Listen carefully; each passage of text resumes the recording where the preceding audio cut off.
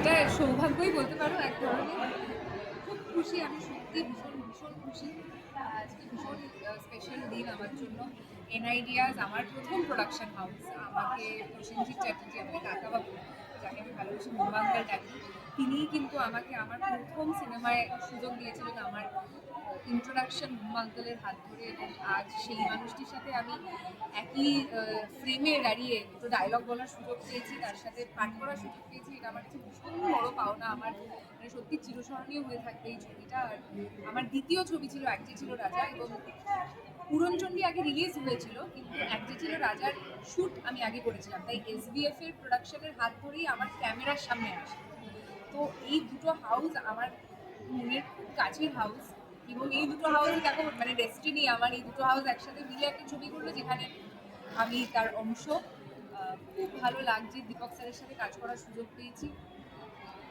Haranath sir যিনি এখানে রয়েছেন, যিনি ট্রেলারের ইভেন্টে ছিলেন, আমি তার সাথেও কাজ করেছি। আমার আউট অ্যান্ড আউট কমার্শিয়াল ছবি ও লাভলি ওনার সাথে ছিল। আমার কাছে এই ছবিতে মানে আমার ভালোবাসার মানুষ ভর্তি। আর রিলিজ হচ্ছে প্রচন্ড শুভ একখানা দিনে, সরস্বতী পুজোর দিনকে। আমি এক্ষুনি বলছিলাম যে আমি সরস্বতী পুজোর দিন আমার মায়ের নাচের ছিল, সরস্বতী পুজো হয় সেখানে। আমি ছোটবেলা থেকে বই দিতাম, আর যখন থেকে সিনেমা করি তখন থেকে স্ক্রিপ্ট দিতাম। আর মায়ের কাছে বলতাম যে আমি যেন এইভাবেই ভালো ভালো ছবি করে যেতে পারি, আমি যেন এই বড় বড় আমার ক্যারিয়ারের শুরু থেকেই টাচুর আমি ভীষণ বড় বড় সুযোগ পেয়েছি, যেটা সচরাচর মানে অনেকের হয় না। এবং আমি সত্যি এটা পুরোপুরি আমার ভাগ্যের ওপরেই আমি দেখবো যে আমি এত ভালো ভালো সুযোগ পেয়েছি, এত বড় বড় অভিনেতাদের সাথে, লেজেন্ডারি অভিনেতাদের সাথে কাজ করার সুযোগ পেয়েছি।